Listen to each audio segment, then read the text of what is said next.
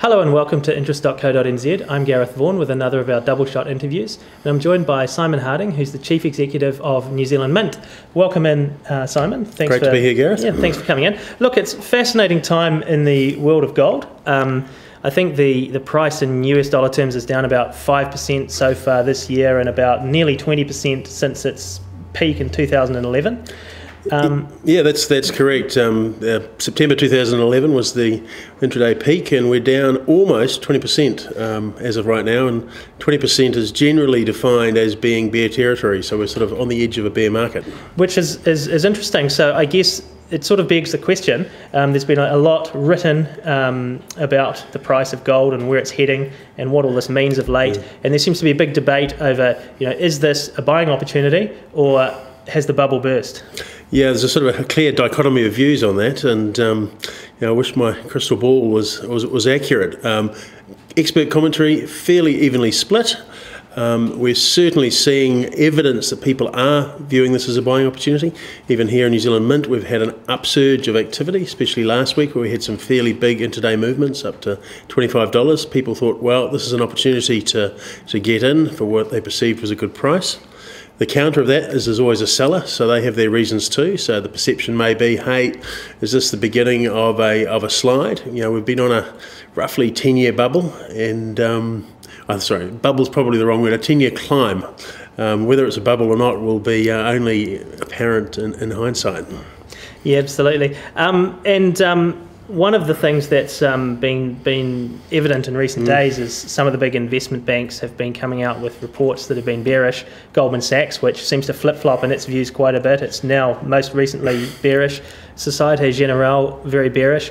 Yet we've got some central banks around the world who've been buying quite a bit in recent times, led by the Russians. So it's interesting to see what are the dynamics between those two different views, perhaps. Yeah, and there's been a lot of central bank activity. Not only the Russians, the Indian central bank has been active, Belarus. So the central banks have been seeking gold as a safe haven investment. The Chinese central bank as well. And most recently, actually, in the fine print of the Cyprus agreement, is the Central Bank of Cyprus is going to be forced to sell up to 3/4 of its gold reserves. So there's going to be a buyer out there for that.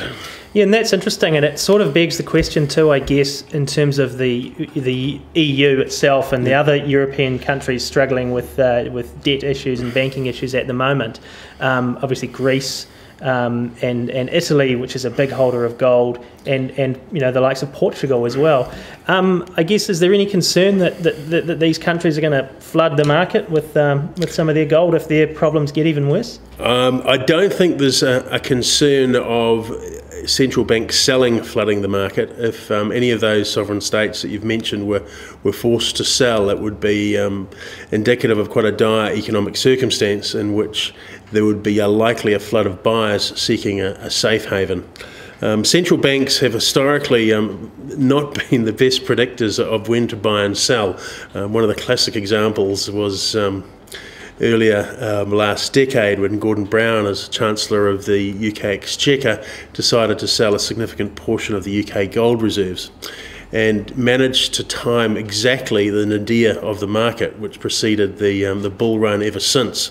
And in the market, that point of time has actually been known as brown bottom, which indicates the bottom of the market. So the Chancellor of the Exchequer of the UK and the Bank of England weren't great examples of central bank investment decisions.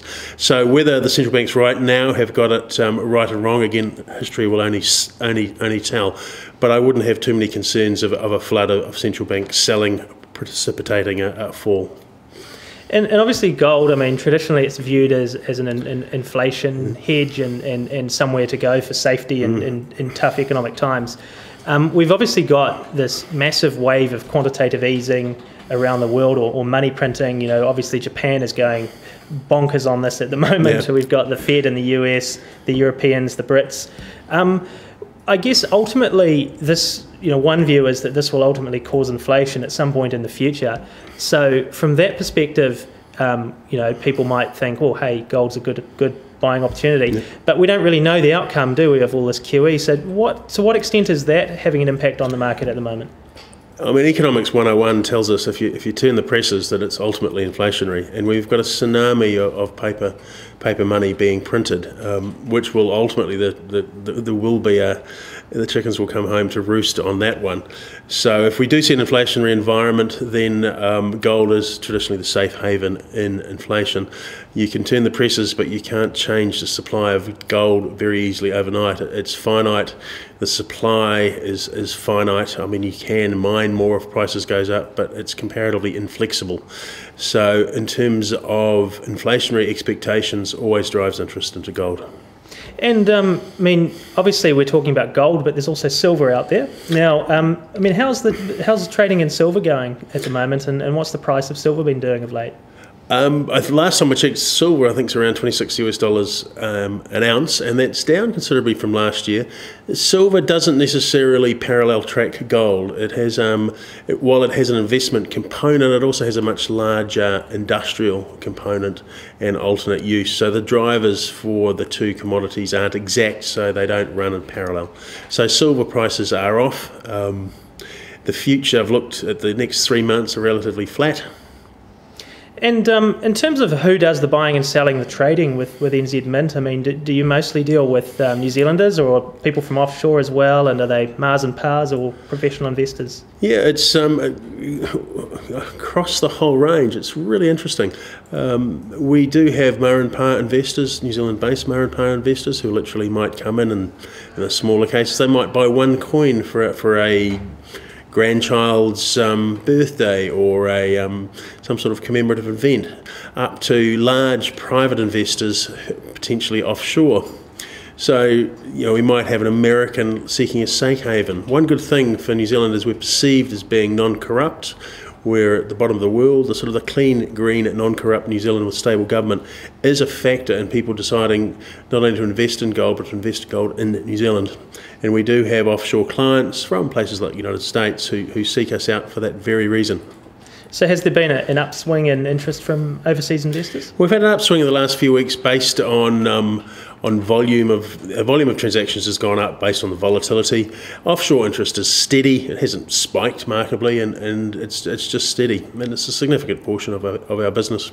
So in terms of your trading volumes, I mean, what sort of increase have you seen in recent times? We're up from last year about 5 or 10%. Over the last 10 years, there's been a very large increase. We're attracting the offshore buyers tend to be larger investors. I mean, obviously, you probably don't seek out New Zealand as a place to invest in gold if you're only interested in a comparatively small holding of one or two coins, which a retail investor may be interested in. We have people who literally would come in and buy a quantity of bullion and take it away, and people might store it under there. In fact, what they do with it is largely up to them, of course, and we wouldn't question what they are. But people buy the product and take it away.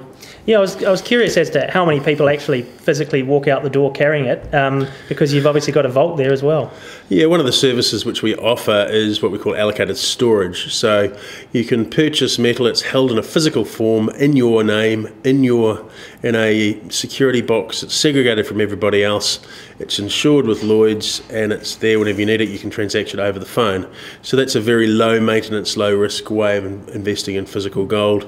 And you can turn up any time and it's yours, and you can take it away if you wish, but it makes it easier to transact. So do most people choose to store it in the vault? There's a balance between the two. Smaller holdings tend to take it away. Larger holdings may keep it with us. Well, thanks for that, Simon. That's Simon Harding, who is the CEO of NZ Mint, and I'm Gareth Vaughan at interest.co.nz.